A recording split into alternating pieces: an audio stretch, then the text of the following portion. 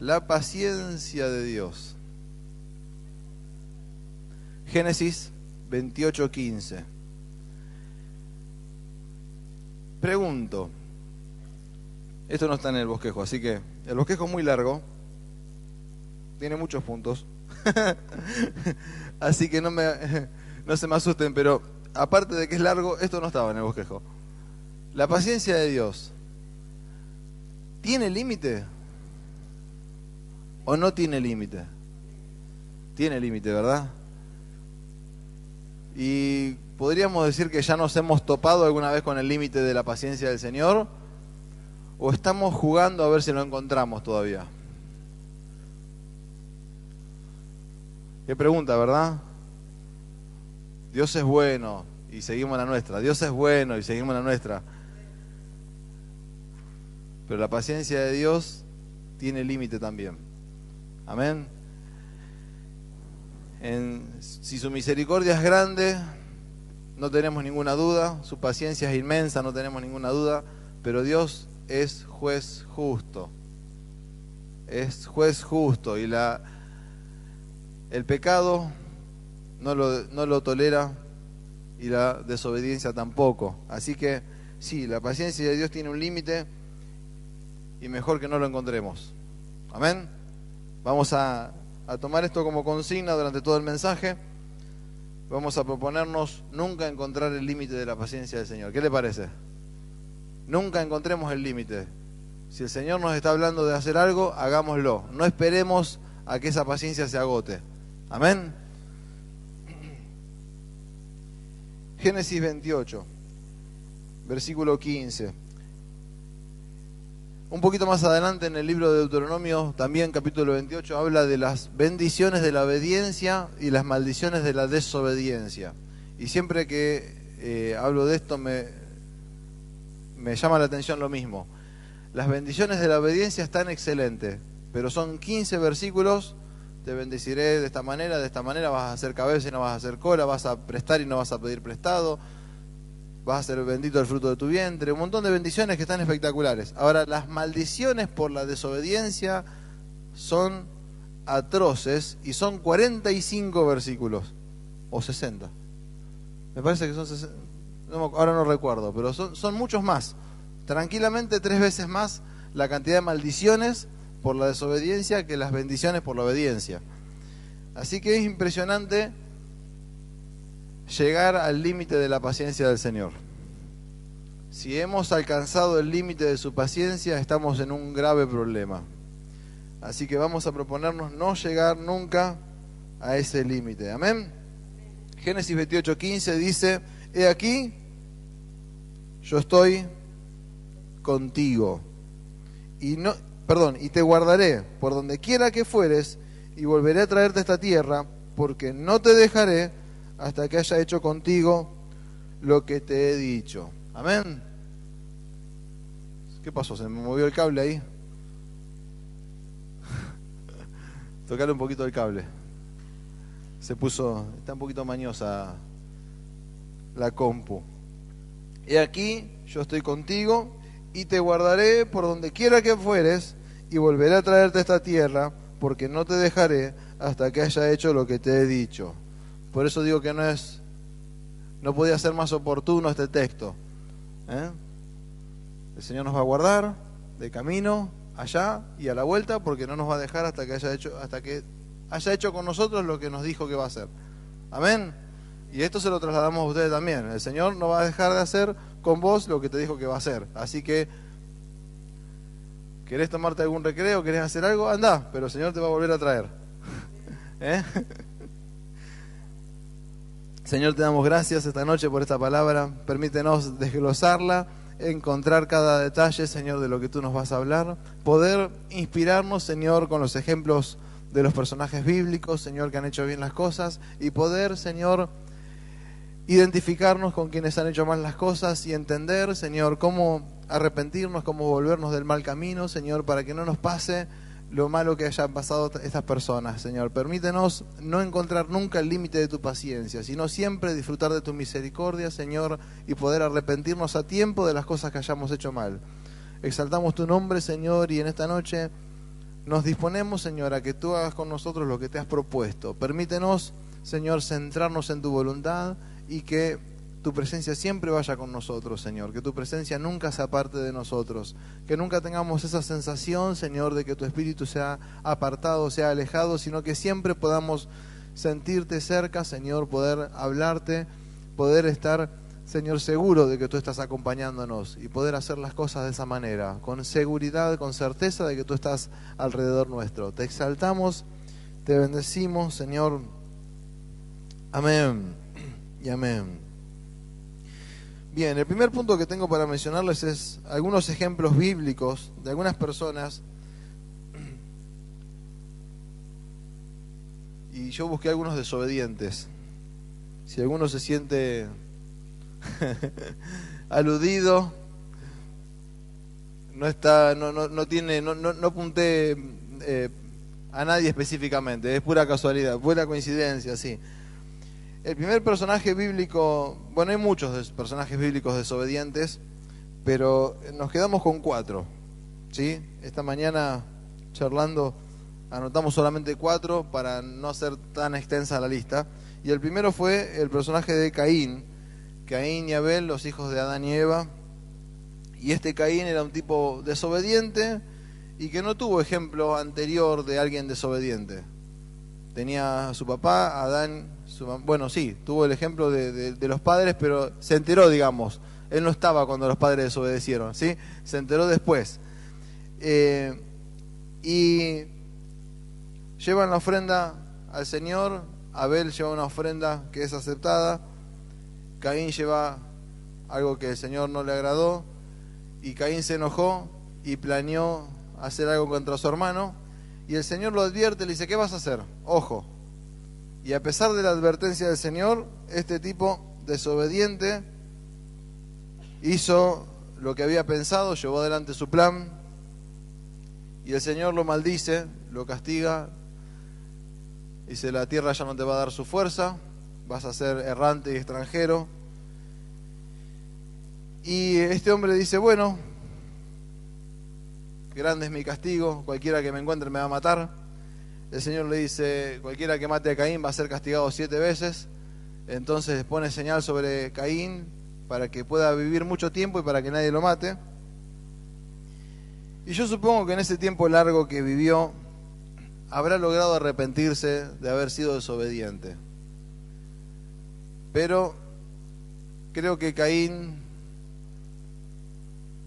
estuvo al filo ahí de la paciencia del Señor. Estuvo caminando así como en la cuerda floja y casi que se alcanzó a caer y se agarró con lo justo, diría yo. Sin embargo, en su misericordia Dios trajo una descendencia que supo ser obediente, y de la descendencia de Caín tenemos 2 personajes bíblicos importantes: Enoc, que caminó con Dios y no vio la muerte porque el Señor se lo llevó, y Noé, que obedeció haciendo el arca, sabiendo que lo que el Señor le decía era verdad, y a pesar de nunca haber visto lluvia, el Señor le dijo, hace un barco, tampoco había visto barco, hace barco porque va a llover. El tipo tardó 120 años, pero hizo el barco porque llovió. Amén. Así que obediente Noé. Creo que aquí nos deja una moraleja este personaje, que a pesar de haber sido terco, desobediente, obstinado, de su descendencia hubo gente que supo aprender de esos errores y fue exactamente al revés. Fue obediente en lo que el Señor le planteó. Así que creo que hay generaciones que el pastor suele llamar la generación bisagra, la generación que da vuelta a la historia, que suele cortar las maldiciones con las que venían arrastrándose y empieza una nueva vida de bendición. Ahora, es bueno que esa generación bisagra se dé y se dé en la familia de alguien, y qué bueno que sean los hijos de uno, pero ¿no sería mejor que esa generación bisagra pudiéramos ser nosotros y que nuestros hijos ya vengan en una generación de bendición? ¿Amén? ¿Cuántos dicen amén? O sea que está interesante que Caín pudo tener una descendencia que pudo ser obediente después, pero hubiese sido bueno que Caín también pueda obedecer. Amén. Sería diferente poder haber cambiado la historia. Así que yo no me voy a conformar con que mis hijos puedan llegar a ser obedientes. Mi plan es poder serlo yo. Amén. Otro personaje bíblico, también muy terco, es Sansón. Y cada vez que hablamos de Sansón no podemos decir que dejó de llamarse Sansón y comenzó a llamarse Sonsón. Porque fue un tipo muy sonso. No sé si le entra otra palabra. Terco y decidido a no obedecer. Desde el principio el tipo estaba en contrera. Yo no sé si tenía apellido, porque en ese tiempo no le ponían apellidos, tenían nombres, pero si hubiera tenido un apellido se hubiera llamado Sansón Contreras. Porque el tipo iba de contramano todo el tiempo.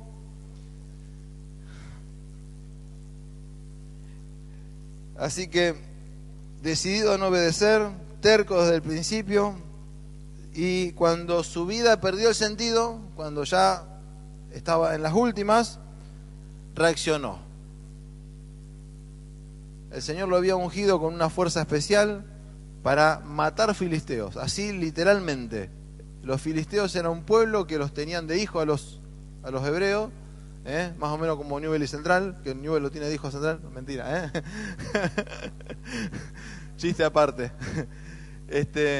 Los filisteos lo tenían de hijo a los hebreos, y el Señor ungió la vida de Sansón para que Sansón vengue, ¿sí? Para que Sansón mate filisteos literalmente y vengue a su pueblo, ¿sí? Y Sansón tenía ganas de hacer otra cosa, y cuando tenía ganas de matar gente mataba a algún filisteo, pero por lo general estaba en otra cosa. Él buscaba otro tipo de situaciones y se enroscó bastante con una filistea que lo supo seducir. Bueno, no sé si la filistea lo supo seducir o él tenía ganas de que lo seduzcan, no sé cómo fue la cosa, pero reaccionó tarde, reaccionó siendo preso de los filisteos, sin ojos, moliendo, ¿sí? En una rueda moliendo, ciego, atado ahí para que haga el trabajo que hacían los burros, o sea, ataban a un burro para que haga eso, sacaban el burro y lo pusieron a Sansón, o sea, Sansón burro. Cuando se aburrió de dar vueltitas a la calecita, se acordó de que su vida tenía un propósito y reaccionó. Entonces oró al Señor y el Señor le dio una oportunidad única. Lo llevaron a un lugar donde estaban todos los filisteos celebrando la victoria de que Sansón ya no los molestaba más. Estaban en una gran casa, que supongo yo que no habrá sido una casa, sino que debe haber sido una especie de salón, teatro, auditorio, no sé, pero una cosa, claro, inmensa, una especie de palacio con dos columnas centrales, y lo ponen a Sansón en el medio, entre medio de las dos columnas, para reírse, tipo payaso, ¿no es cierto? Y Sansón hace una última exclamación: Señor, por favor, y el Señor le devuelve la fuerza en ese momento, y él se apoya sobre las dos columnas y tira la casa abajo. Obviamente muere él también, pero mató Sansón el día de su muerte más filisteos que en toda su vida junta. Se acordó tarde. Digamos que le gustó jugar al límite y no se alcanzó a caer, pero sí, así en el bordecito, ahícito nomás, dijo uno. Otro desobediente, otro terco, fue Jonás.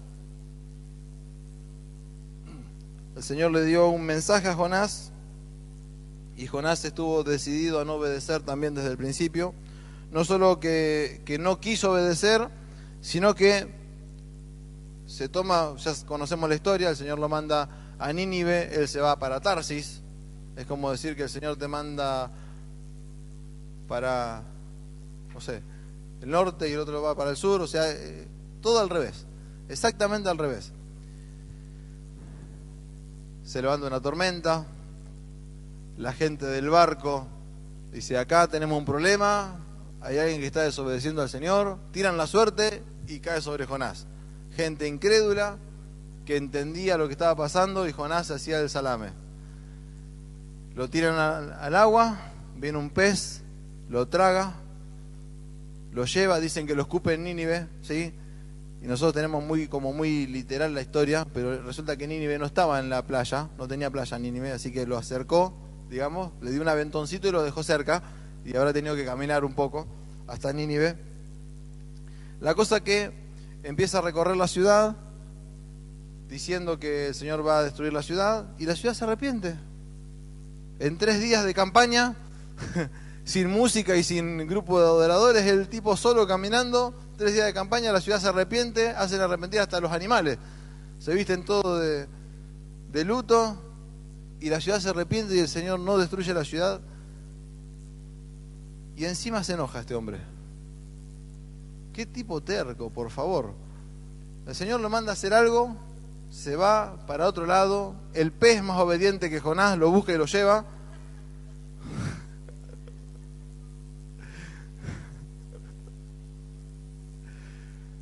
Un taxi puerta a puerta le mando. Al final hace lo que tenía que hacer, me imagino con las ganas que lo habrá hecho, mufando, ¿eh? Qué predicador. ¡Pum! Para arriba. Una cara de mufa, cara larga como milanesa víbora, dijo uno. Y después que la ciudad se arrepiente, el tipo se enoja. Increíble. Creo que cualquier predicador se hubiera puesto contento con ese resultado de que una ciudad entera se arrepienta. Sin embargo, él se ofende, totalmente de contramano. Así que la misericordia del Señor con Jonás también.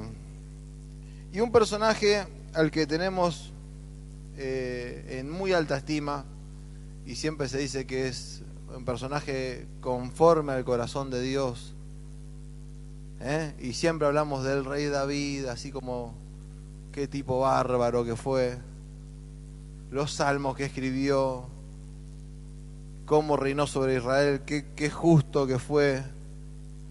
Pero el tipo era un bicho bárbaro, cometió muchos errores y muy graves, digamos que metió la pata pero hasta el cuadril, con ganas. Y para desmistificarlo y sacarle de esa idea romántica y tan bonita de que, ay, el rey David, el tipo no se dio cuenta de lo que hizo. Lo hizo adrede, y hasta que no fue advertido o retado por el profeta, él no cae.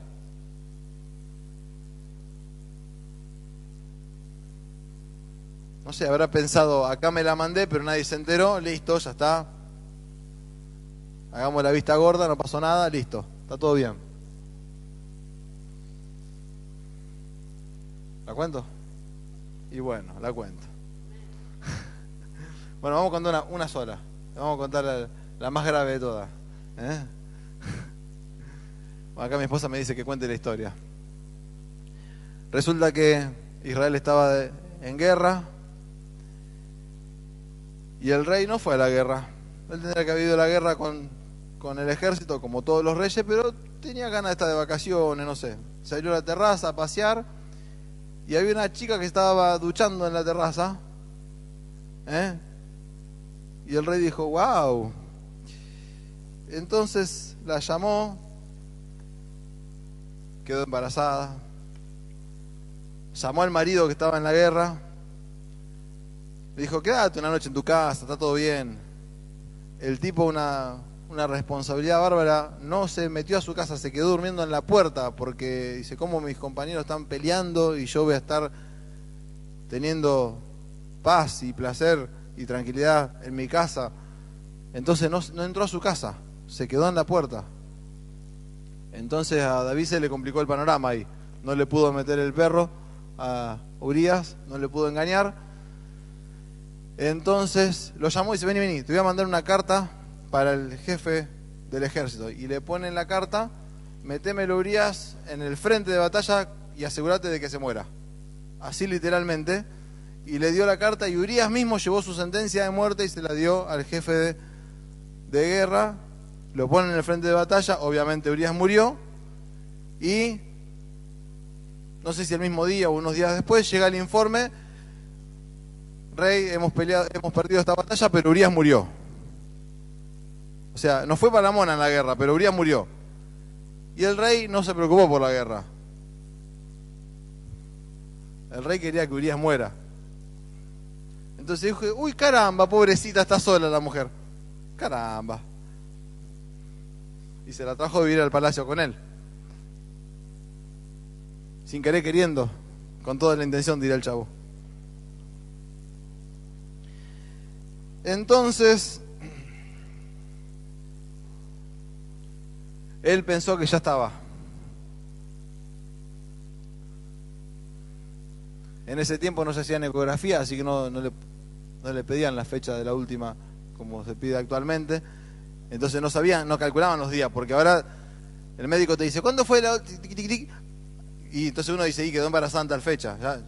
Y van a nacer en fecha posible de parto, ya te dicen todos los médicos ahora. Pero en ese tiempo no había ecógrafos, ni médicos preguntones, entonces ya está.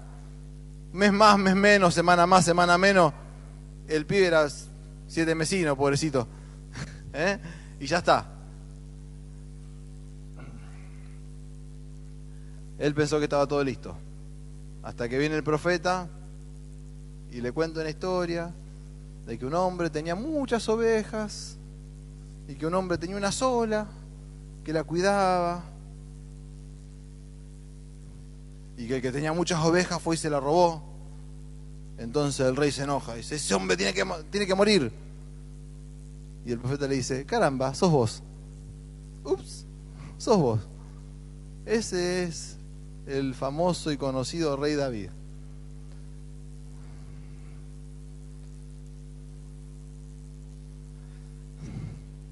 Terrible. Pero cuando el sacerdote lo confronta, el profeta lo confronta, él se arrepiente. Y si bien tuvo que enfrentar las consecuencias de todo ese pecado,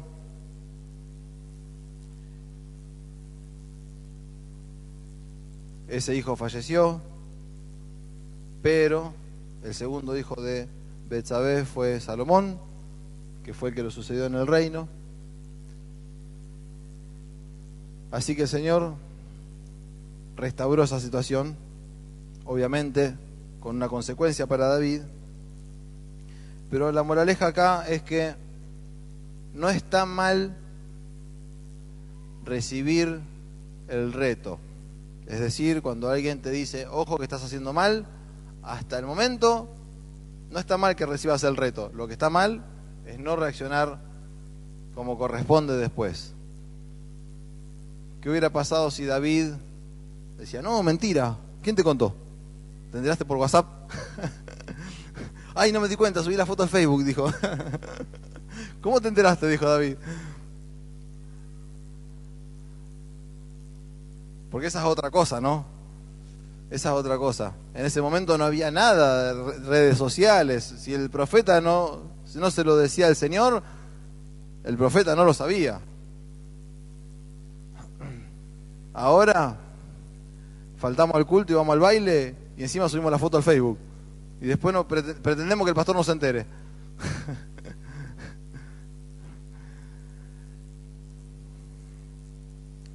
Hay una frase que yo no sé si alguna vez la escuché, pero la anoté y creo que está interesante. Y es, el arrepentimiento restaura, pero el resentimiento destruye. ¿Sí? Podríamos darla al revés, así queda más linda, ¿no? El resentimiento destruye, pero el arrepentimiento restaura. Entonces nos quedamos con el final feliz. Yo noté, estos fueron los primeros 4 puntos de ejemplos nada más. Ahora empieza la predicación. Así que, ahora empieza la predicación. Bien, ¿cuáles son los motivos por los cuales a veces cometemos errores? Y el primer motivo por el cual yo creo que cometemos errores es por la desobediencia. Primero, desobediencia. La desobediencia a veces decidida, una desobediencia determinada. Esto no me gusta y lo voy a hacer a mi manera y punto. La gran Caín, la gran Jonás, la gran Sansón. Y la gran David también, porque David también ¿No se dio cuenta de lo que estaba haciendo? Obvio que se dio cuenta.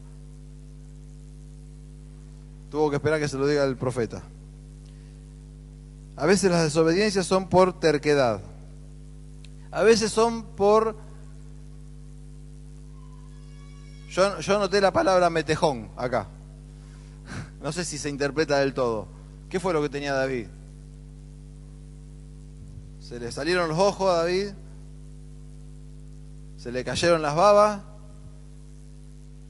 y se olvidó del mundo, se olvidó de Dios, se olvidó del marido de la mujer, se olvidó de la guerra, se olvidó de todo. Entonces, a veces la desobediencia es por una actitud de desobediencia determinada, decidida, que nosotros estamos en contra de hacer algo. A veces es porque nos metejoneamos con algo y se nos pasa de largo que hemos perdido el propósito y estamos, como quien diría, apuntando afuera, ¿sí? Y a veces esa desobediencia es por distracción, simple distracción. A lo mejor no hay una actitud específica de estar en contra de lo que Dios quiere, a lo mejor no hay nada que nos haya cegado, pero estamos metidos en muchas cosas a la vez y se nos pasa que el Señor nos habló. Y no nos dimos cuenta que el Señor nos habló y estamos distraídos. Entonces, los motivos de la desobediencia son por terquedad, por estar ciego con algo o por estar distraído. Las distracciones, obviamente, se pueden dar, en primer lugar, por no oír, por no escuchar. Y el no oír se da por no buscar. Pero también las distracciones pueden ser por ideas erróneas, por malos conceptos, por suposiciones. Yo pensé que si iba a la iglesia el jueves, el domingo podía faltar porque ya estaba en el cielo. Ya el Señor ya me perdonó, ya me anotó en el libro de la vida, el domingo puedo faltar. Una suposición. Hermano, si te comprometiste a servir el domingo, vení, por favor, porque te estamos contando. Y ese servicio no es para bendecir a los demás como... Si bien bendice a los demás, pero es más para bendición tuya, para el crecimiento personal. Eso es lo que más hace el servicio. ¿Está bien? ¿Bendice a los demás? Sí. ¿Te bendice a vos? Mucho más. Así que las suposiciones, las ideas erróneas, las confusiones nuestras o nuestros preconceptos son los que nos distraen siempre. Y otra cosa por la que solemos salirnos de los planes del Señor es por la rutina. Pero esto siempre se hizo así. Esto siempre se hizo así. Entonces, por más que el pastor ahora me diga, no, vamos a hacerlo de esta manera, no, pero esto se hizo así. Entonces estamos en... A ver si movemos algo más de la cuenta, a ver si se nos desarma la estantería. Así me lo enseñaron, así debe ser.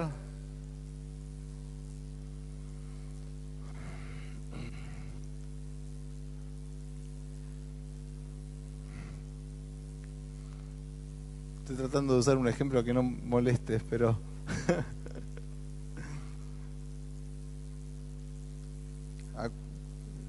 Yo no lo sé, me lo contaron, Pero, ¿a cuántos les ha tocado alguna vez ir de confesión? Entonces uno va y le confiesa al sacerdote, no, hice tal cosa, tal otra. Entonces rezaste 3 Ave María, un Padre Nuestro, un rosario. Tenían toda una fórmula para cada cosa. Entonces, claro, uno agarraba y empezaba, hacía las 3, 4 oraciones, ya está, el Señor me limpió, listo, ya está. ¿Funciona así? Voy a pecar de nuevo, total, después dedico 10 minutos a orar y ya está. Es fácil. ¿Funciona así o no?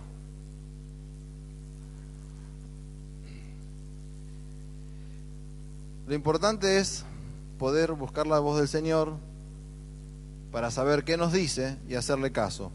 Y si estamos seguros, o a lo mejor no seguros, pero sí sabemos que podemos haber pifiado a lo que el Señor nos dijo, podemos haber desobedecido, si tenemos alguna duda de haber hecho las cosas mal, con más razón tenemos que preguntarle al Señor qué es lo que quiere y arrepentirnos. Cuando nos damos cuenta que hemos metido la pata, poder arrepentirnos de corazón.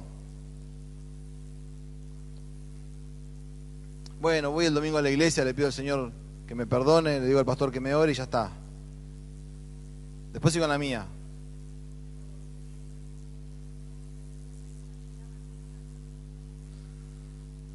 Acá mi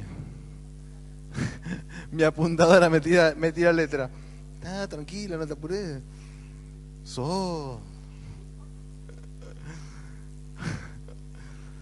¿Funciona así o no funciona así? ¿No es cierto que no? Bueno, la pastora dice es que obediencia y santidad van de la mano. Amén. Bien, así que hasta ahora tenemos todas cosas malas, che. ¿Qué cosa? 4 personajes desobedientes que metieron la pata y todos los motivos de por qué cometemos errores. Las desobediencias, las distracciones, la rutina. Bien, ahora viene la parte buena. Los motivos de los aciertos. ¿Cuáles son los motivos o cuáles son las cosas que nosotros tenemos que buscar para poder acertar en lo que Dios quiere? Para que la paciencia del Señor no se termine, por lo menos con nosotros. Si se termina con otro, allá Él, ¿eh? Hay algunos textos que hablan de que ojo con pisotear la sangre de Cristo, así, literalmente. Ojo con pisotear la sangre de Cristo. ¿Qué está diciendo esto? Ojo con tener en poco el sacrificio del Señor. Ojo, dejá de jugar con que voy al culto y después me voy a la discoteca. Discoteca, no sé cómo se llama ahora. Boliche. Ahí está, boliche. Vamos a actualizar la palabra. ¿Cómo se llamaba antes? Al asalto.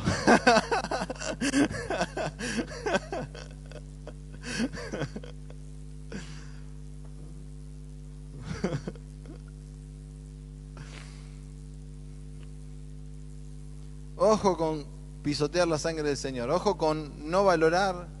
Ojo con despreciar. Ojo con desperdiciar. Ojo con no cuidar, con no valorar el sacrificio que el Señor hizo por cada uno. Los motivos de los aciertos vendrían a ser exactamente lo contrario a todo lo que hablamos antes. Una búsqueda constante, determinada, aún sin ganas. Porque hay momentos en los que uno, ay Señor, estamos en la gloria y podemos estar 3, 4 días más acá adentro arrodillados y está hermosa la presencia del Señor, aparte el fresquito acá está espectacular. Pero mañana en casa, hace calor, la cama está linda. Entonces, una búsqueda constante, determinada, decidida, a buscar, aún cuando no tenga ganas. Y aún peleando con la agenda, con el tiempo, con los horarios, separando momentos de privacidad, de cercanía, de intimidad con el Señor.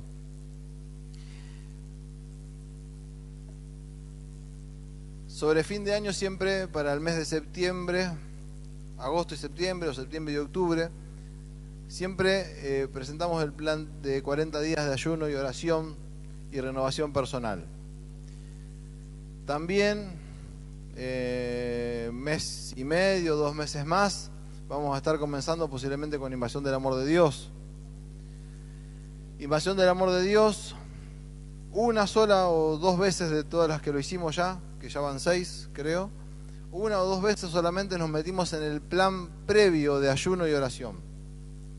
Invasión del Amor de Dios tiene 40 días de ayuno y oración previo al lanzamiento y 40 días de ayuno y oración posteriores al lanzamiento de Invasión del Amor de Dios y previos a la campaña de milagros. ¿Qué son esos 40 días de ayuno y oración?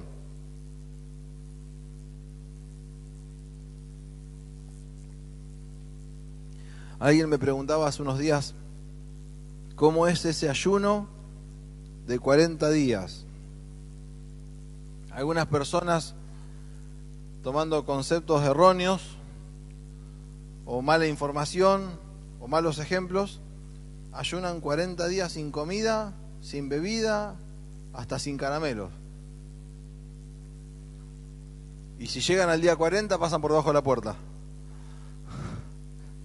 Si llegan. Hubo un caso, gracias a Dios se pudo corregir, pero hubo un caso de una mujer que había decidido hacer sus 40 días de ayuno y oración y hizo ayunar a sus criaturas. Casi la cogota el pastor Eduardo, ustedes lo conocen, la paciencia que el pastor tiene, pero con esa mujer se le deschavetó la paciencia.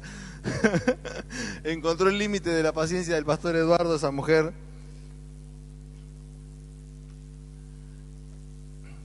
¿Qué son los 40 días de ayuno y oración? Y la clásica que todos entendemos, que tenemos que ayunar de comida, porque ayuno habla de comer. Bien, yo les voy a cambiar el concepto esta noche. El ayuno habla de dar prioridad. Esa es el detalle principal del ayuno, dar prioridad. ¿Por qué? Bueno, porque así como es de importante para el sustento y para la vida la comida, mucho más importante para el sustento y para la vida es la comunión con el Señor. Y eso es lo que lo que tenemos que entender. Entonces, cuando estoy hablando de buscarlo constante, determinadamente, aún sin ganas y aún peleando con el tiempo, tranquilamente en este punto entra el ayuno. Porque a veces el único tiempo que uno tiene disponible es el tiempo de la comida. Porque tiene una vida muy agitada, muy corriendo, muy ocupada, y a lo mejor tiene simplemente una media hora, unos 40 minutos que dedica para comer, y después tiene que seguir con lo que está haciendo. Entonces, si estamos en esa condición donde el único momento que tenemos para disponer es el de la comida, dejamos de comer ese día y le decimos: Señor, vos sos más importante que mi alimento, vos sos más importante que mi sustento, te dedico esta media hora, estos 40 minutos en los que hubiera estado comiendo, te los dedico a vos. ¿Se entiende lo que estoy diciendo? Pero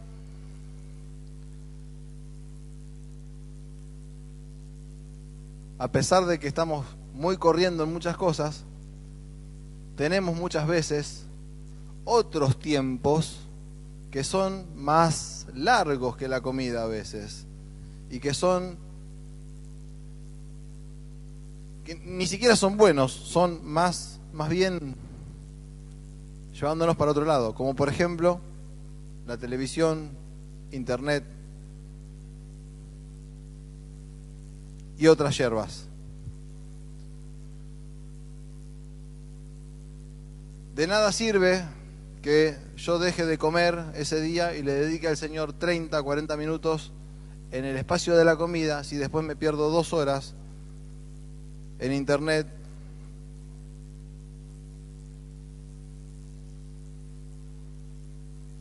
más si estoy viendo otra cosa que no sea del Señor. ¿Se entiende a lo que voy? Es más importante en ese caso ayunar 2 horas de internet que ayunar de comida. No sé si se entiende lo que estoy explicando. Lo importante es poder darle prioridad al Señor. Entonces, la búsqueda constante y determinada, aun cuando no tenemos ganas, y peleando con el tiempo, y dedicándole al Señor la prioridad. ¿Tenés algo que hacer a las 6 de la mañana y te vas a levantar 5:30 para las 6 estar? Bueno, levantate a las 5 y dale media hora al Señor y después te vas. ¿Qué te parece? ¿Amén? No es difícil. El primer día no es difícil. El segundo día tampoco. A partir del tercero ya, esa media hora antes, ya después, y 15 minutos. Entonces, en vez de a las 5 lo ponemos 5:15 al reloj. Ya al quinto día y 5:20.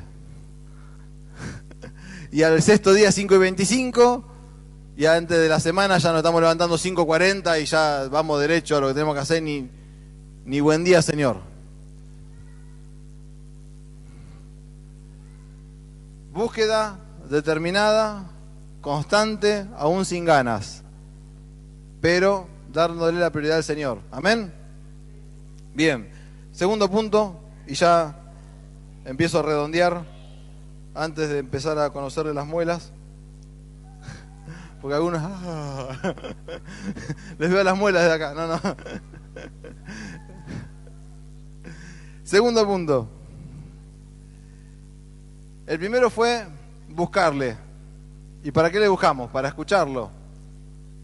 ¿Y de qué sirve escucharlo sin hacer? Entonces lo segundo que vamos a hacer es creerle. Todo lo que el Señor nos hable vamos a creerle, porque siempre el Señor nos habla de que tiene una buena y agradable y perfecta voluntad.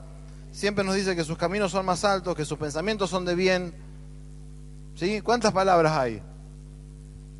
Dice, mis caminos son más altos que vuestros caminos, mis pensamientos más altos que vuestros pensamientos, para daros el fin de que esperáis, pensamientos de bien y no de mal. Dice que tiene una voluntad buena, agradable y perfecta, ¿sí?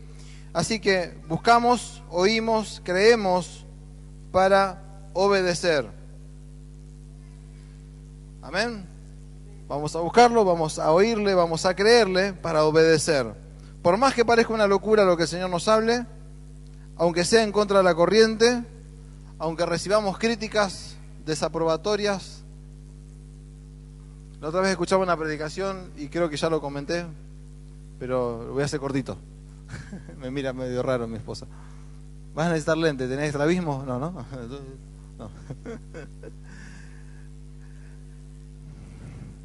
Fue una predicación que hablaba de que qué loco, qué tipo loco tiene que haber sido Josué.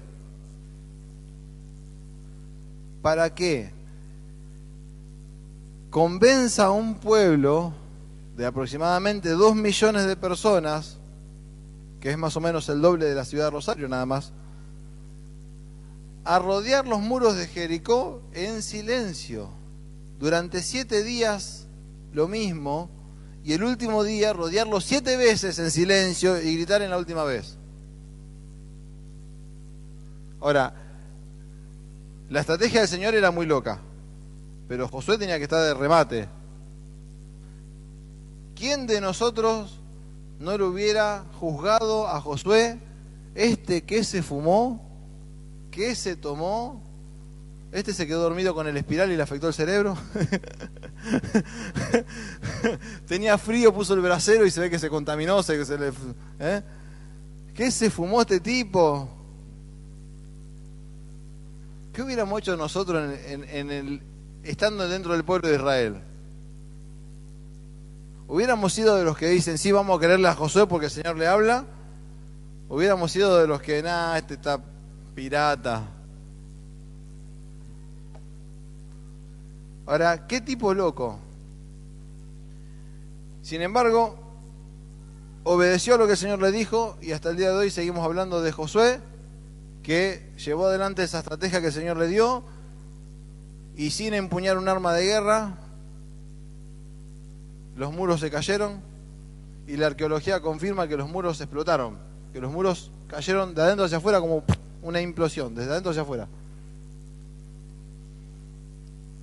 Confirmado por la arqueología. ¿No quisiéramos nosotros ser recordados de esa manera? Qué tipo loco Mirá cómo obedeció al Señor. Y a pesar de que todo el mundo le dijo que no, a pesar de que la esposa le dijo que no, que la suegra le dijo que no, a pesar de que el pastor le dijo que no, tenía razón. El Señor le había dado una palabra y evidentemente se cumplió lo que el Señor le dijo. Qué bárbaro. Conclusión. Hemos llegado. No tomé el tiempo yo. ¿Alguien tomó el tiempo? No, 30 minutos. Y media, bueno, son las 10 clavaditas. Son 30 minutos. No, vos estás exagerando. Hora y media, dice Natalia. No importa, la grabación me va a decir... 44, gracias Mariano, ¿viste? Mariano exactamente la mitad que vos. Bien, hora y media son 90, 44 es justo la mitad. Conclusión. Indudablemente Dios tiene plan con cada una de nuestras vidas. ¿Cuántos se animan a ponerse de pie y decir, Señor, el Señor tiene plan conmigo? No, dije que ¿cuántos se animan a ponerse de pie? Ahí está, ahí va. El Señor tiene planes conmigo. Bien, no se siente. Está en nosotros dejarnos moldear para que Él nos dé la forma que quiere y nos ponga en el lugar que nos preparó. Es decir, una vez hablamos sobre la torta que estaba en el horno, ¿se acuerdan? A la torta no le gusta estar en el horno, porque quema ahí adentro. Si la torta se pudiera escapar, abriría la puerta y se va. Pero no se va porque no tiene patas, ¿ok? El problema es que nosotros sí tenemos patitas. Entonces, la torta no se puede escapar y no entiende lo que estamos haciendo. Le quema, le molesta, pero se tiene que quedar ahí. Pero después cuando sale y la ponemos sobre la mesa, ¡ay, qué lindo! Dicen todos, ¿eh? Especialmente cuando está decoradita, qué lindo, qué tentadora la tortita. Pero antes era una porquería, una masa así toda fea. Y tomó forma en el horno y después se decoró. Bueno, cuando vos estés en el horno, no te escapes. Porque en el horno es donde el Señor te está leudando, te está moldeando, después te va a decorar y después te va a dar, pero bueno, es otro tema. Viene una segunda etapa, siempre vamos de etapa en etapa creciendo. Está en nosotros dejarnos moldear para que Él nos dé la forma que quiere y nos ponga en el lugar que nos preparó. Si el proceso se demora,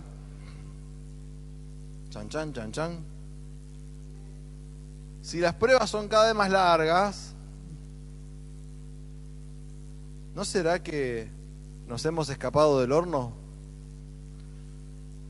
Generalmente cuando el proceso de Dios se demora es porque nosotros tenemos la culpa. Porque nos hemos escapado del horno y le hemos interrumpido al Señor el proceso. Y si el Señor tenía un plan de 40 días en el desierto, por testarudez y por cuantas otras hierbas más, fueron 40 años en el desierto. Porque el camino que el pueblo hizo eran 40 días. Sin embargo, estuvieron 40 años. ¿No será que a veces ese proceso, ese desierto que estamos atravesando, ¿no será por culpa nuestra? ¿No será que habremos desobedecido en algo? ¿No será que se nos escapó alguna curva? El mes pasado fuimos a Wilray. No sé cuántas veces fuimos a Wilray, ya perdí la cuenta, pero el auto lleva solo. Hemos ido tantas veces con el Renault 12, con el Renault 9. Nos faltó con el Fiat 600 nomás ir a Wilray porque no llegaba ni a la esquina y que calentaba, parecía una estufa el autito. Pero hemos ido a Wilray muchas veces. Pero el GPS me marcaba una ruta nueva, más cortita. Y yo dije, vamos a probar eso. Y fui por una ruta nueva. Y cuando me dijo doble acá, yo dije un pueblo chiquito, digo, no, debe estar confundido, debe ser más adelante. Y no doblé.